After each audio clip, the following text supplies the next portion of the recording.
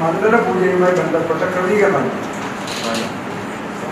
രണ്ട്, ഒരു ഇടവേളയ്ക്ക് ശേഷം ജനുവരി മാസം 11-ാം തീയതി പമ്പാ സംഗമം സംഘടിപ്പിക്കുകയാണ്.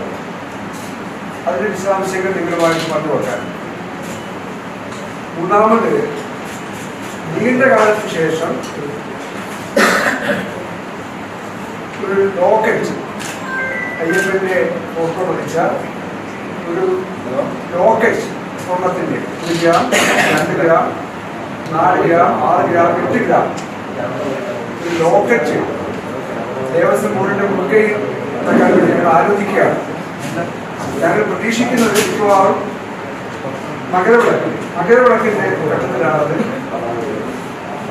വീണ്ടും ഭക്തിയിലേക്ക് എത്തിക്കാൻ വേണ്ടി കഴിയുമെന്നാണ് ഞങ്ങൾ പ്രത്യാശിക്കുന്നത്. പ്രസിഡന്റാക്കി അവരെ പറ്റി എല്ലാം